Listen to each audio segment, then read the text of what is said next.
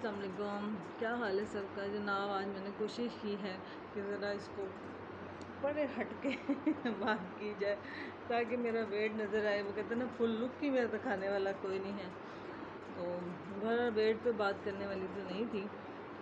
بہت سینسٹیو موضوع ہے کہ دیکھو جب ہماری شادیاں ہوتی ہیں، بیٹیاں جس کے گھر میں پیدا ہوتی ہیں، دیکھو ہم بھی اب ماں بن چکے ہیں، بس ان قریب ساس بھی بن جائیں گے۔ میں نے جس چیز کو بہت زیادہ غور کیا ہے کہ دیکھو ماں باپ میں کبھی کبھی سوچتی تھی کہ بیٹی اتنی بری ہوتی ہے جو ماں باپ رونے لگ جاتے ہیں۔ رونا بیٹی کے پیدا ہونے پہ نہیں آتا، رونا بیٹی کے نصیب پہ آتا ہے۔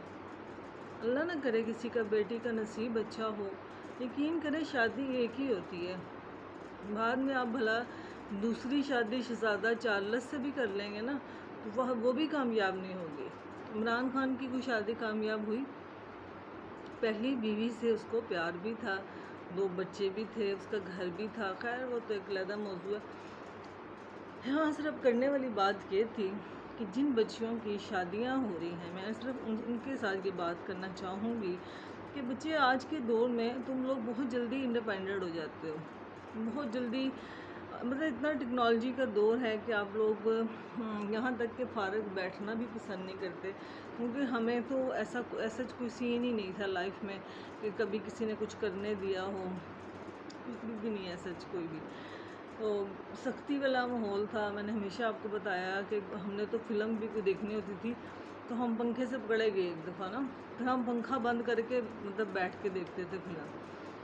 تو ایک کمرے میں اکٹھے بہنیں سو رہی ہیں، مطلب ایسا کوئی پرائیویسی نہیں ہوتی تھی۔ لوگ کہتے ہیں ہماری پرائیویسی خراب ہوتی ہے زندگی میں۔ سب سے بڑی غلطی، ٹھیک ہے بچوں کو کرونا کی وجہ سے ہمیں دینا پڑا موبائل، لیکن اس کا یہ تو ہرگز مطلب نہیں ہے کہ بچے اس چیز سے فائدہ اٹھانا شروع کر دیں۔ یقین کریں اب نہ تو بندہ مار سکتا ہے جوان بچوں کو، کیا کر سکتا ہے، لیکن میں نے آج اس موضوع پہ بات اس لیے کی کہ میں بھی اس تکلیف سے گزری ہوں اور گزر رہی ہوں۔ جب شادی ہوئی تھی، ایک تو سب سے پہلے آپ اپنے گھر میں دیکھیں، مطلب خاندان میں دیکھیں، کوئی رشتہ ہے تو دی بیسٹ ہے، اس بچے کو ہی سلیکٹ کریں اس میں سے۔ اگر وہ تھوڑا سا اونچ نیچ بھی ہوگی تو کوئی نہیں، اپنا گھر کا بچہ ہوگا، لیکن بچیوں کو غیر برادریوں میں دے کر اور پھر ان کی ڈیمانڈ کے اوپر آپ انہیں جہیز بھی دیتے ہو، ہر چیز لے کے جاتے ہو۔ آج کے دور میں جہاں سبزی کھانی مشکل ہے، پھل کھانا مشکل ہے، اس دور میں ہم مطلب کہ بچوں کو فریج، اے سی، کوئی یقین کرے گا میرا 62,000 بل آیا ہے۔ اب ہم نے کھانا ہے، بچے یونیورسٹی بھی جاتے ہیں، کالج بھی جاتے ہیں، ساری ضروریات ہیں، یعنی یہی وجہ ہے کہ لوگ گمراہ ہونا شروع ہو جاتے ہیں۔ آدھے سے زیادہ میں تو خود سوچ رہی ہوں میں باہر کے ملک چلی جاؤں، صحیح بتا رہی ہوں، میرا دل کرتا ہے کہ میں باہر چلی جاؤں اور واپس ہی نہ آؤں۔ سیدھی سی بات ہے، اس ملک میں کچھ ہے ہی نہیں، نہ جابس ہے، نہ پیسہ ہے، کچھ بھی نہیں ہے رہا اس میں، کوئی اس طرح کا سیٹ اپ۔ بہرحال میں اس بیٹی کو اپنی یہ سمجھیں کہ میں خود ایک بیٹی ہوں۔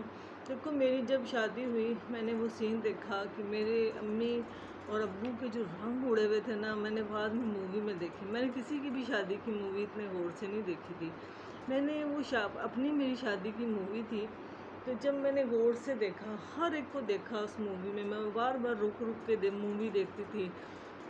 تقریباً ہی 80% لوگ تو اس مووی میں جن کی وہ فوت ہو چکے ہوئے ہیں، تو اس میں میرے امی ابو کا رنگ اڑا ہوا ہے۔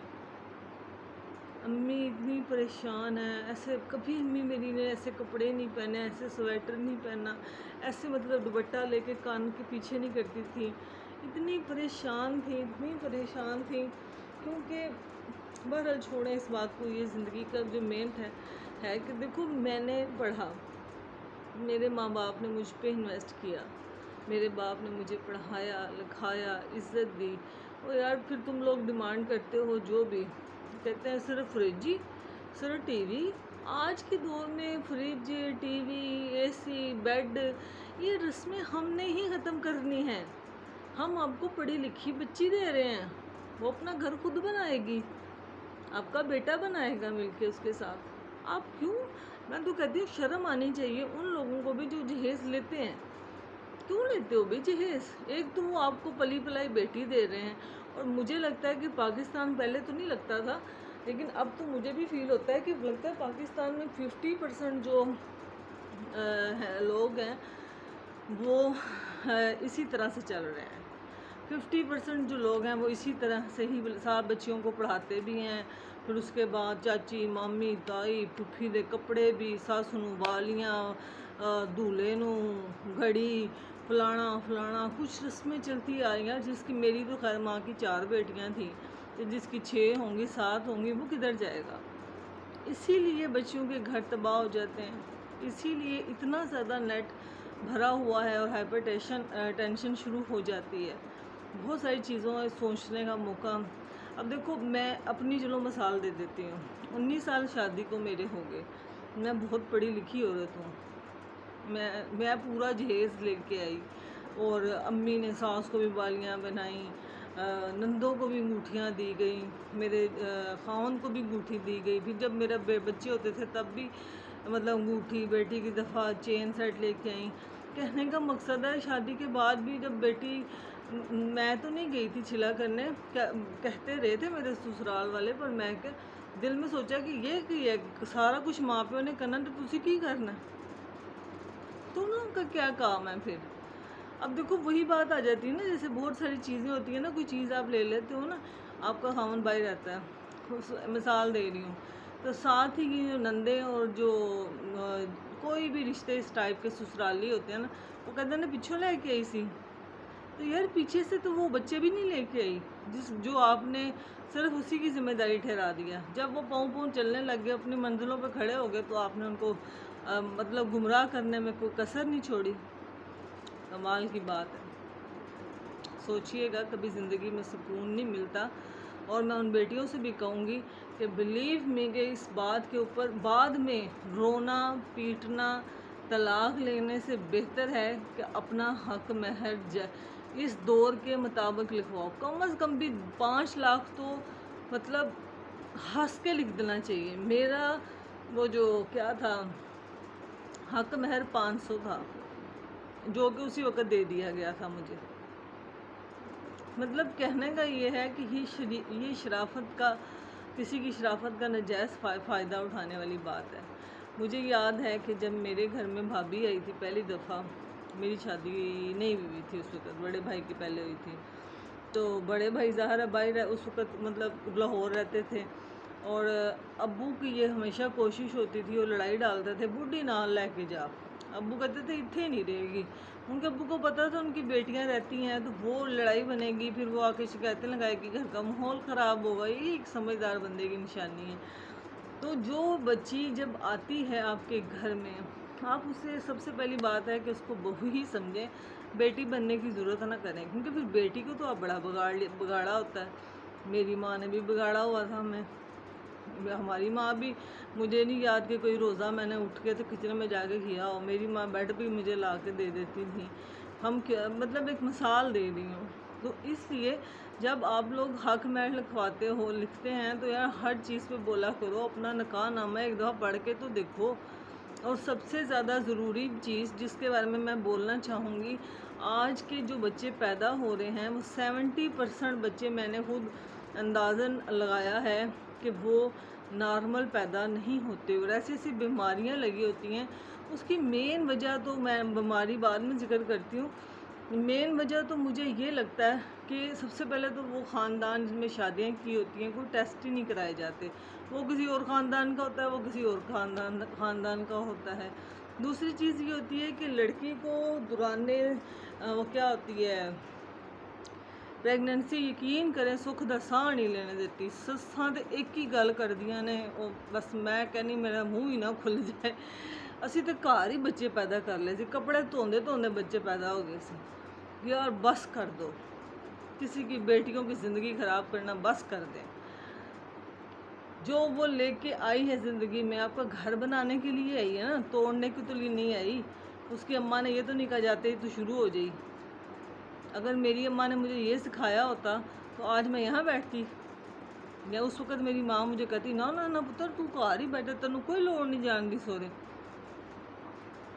زندگی میں سٹینڈ بھی لینے پڑتے ہیں، حوصلے بھی بڑے کرنے پڑتے ہیں، اس لیے میں نے یہ بات کی ہے کہ جب بیماریاں ایسی ایسی نکلتی ہیں، دیکھو میرا ایک بیٹا پیدا ہوا، اس کے لنگز ہی نہیں کھلے ہوئے تھے۔ پھر میں اس پہ زیادہ بات نہیں کرنا چاہتی۔ اس کے علاوہ اسد عباس، جن لوگوں کا گزرا ہے میں ان کی بات کر رہی ہوں۔ اسد عباس کے بچے کی دیکھو کہ آرٹیفیشل انہوں نے ڈالی ہوئی ہے، وہ کیا کہتے ہیں آنت ڈالی ہوئی ہے، آرٹیفیشل آنت ڈالی ہوئی، وہ بچہ کتنا عرصہ چلے گا؟ صرف پیسے ہی لگیں گے اور وہ چلا جائے گا۔ اگر ہم بہت خود غرض ہو جائیں، میں تو نہیں ہو سکتی۔ دیکھو اسد عباس کو بھی پتہ تھا، لیکن اللہ کی شان ہے، کوئی بھی بچ سکتا ہے، لیکن 100% اسد عباس کو بھی یہ شیورٹی ہوگی کہ میں زیادہ دیر نہیں چل سکتا، لیکن وہ سارا پیسہ ختم کر کے بیچارہ دنیا سے گیا۔ شاید کچھ چھوڑ دیتا تو اپنے بچے کے ہی کام آ جاتا۔ میں ایک مثال دے رہی ہوں۔ اس کے علاوہ بھی زندگی میں بہت ساری چیزیں ایسی آتی ہیں، یہ جو بچوں میں بیماریاں زیادہ آ رہی ہیں، مجھے تو، میں قسم کھانے کو میرا اتنا، پھر میں وہی کہوں گی اتنے پرانے دور کے ہم نہیں ہیں۔ میرے حال میں 86 کی میری ڈیٹ آف برتھ ہے، مطلب مثال دے رہی ہوں۔ میری شادی کے 1.5-2 سال بعد میں پریگننٹ ہوئی تھی، اس کے بعد میرا بیٹا ہوا ابراہیم ہاسپٹل میں، یہ جو سرگودے کے لوگ ہیں ان کو پتہ ہے، ہوا، اور وہ یقین کریں مجھے ابھی تک وہ بل یاد ہے، 5,000 بل تھا۔ یعنی کہ میں نے 3 بچے جو ابراہیم ہاسپٹل میں پیدا ہوئے ہیں نا، اور ایسی زبردست قسم کی مطلب ڈلیوری ہوئی تھی کہ مجھے کوئی مشکل پیش نہیں آئی، میں نہ ویکنس فیل کی، میں بہت جلدی کور کر گئی، کیونکہ میرا ساتھ بڑے والا بیٹا اسکول جاتا تھا، میں نے اس کو بھی تیار کرنا ہوتا، بلکہ میری ساس تو مجھے ابھی تک یاد ہے، بیچاری کہتی تھی بہ جا نظر لگ جائے گی، نظر لگ جائے گی۔ تو کہنے کا مقصد یہ ہے کہ یہ ساری چیزیں فٹافٹ سی سیکشن کر دینا۔ میرا ایک سی سیکشن ہوا اور میں زندگی کے 20 سال آگے چلی گئی ہوں۔ کبھی ان ڈاکٹروں نے سوچا کہ یہ آپ عورت کے ساتھ کیا کر رہے ہو؟ خدا کا خوف کھاؤ، یقین کریں یہ جو غلط لوگ ڈاکٹرز ہوتے ہیں، میری امی جب بیمار تھیں، کئی دفعہ مطلب رہا کہ وہاں پہ رہنا پڑتا تھا امی کے پاس، تو رات کو عجیب و غریب ماحول ہوتا تھا نرسوں کا، مطلب نرسوں کا دل کرتا سی کہ سانو بلاؤ ہی نہ، نائٹ ڈیوٹی میں بھی وہ یہ سچویشن ہوتی تھی۔ بہرحال میں صرف اس چیز پہ بات کرنا چاہ رہی تھی کہ جہیز جو ہوتا ہے بچے، یہ ذہن میں رکھو کہ ایک ایسا اکاؤنٹ بنا لو جو خدا میں کہ اور تمہارے بیچ میں ہو۔ اگر ماں باپ استطاعت رکھتے ہیں تو بسم اللہ پھر آپ ضرور کرو،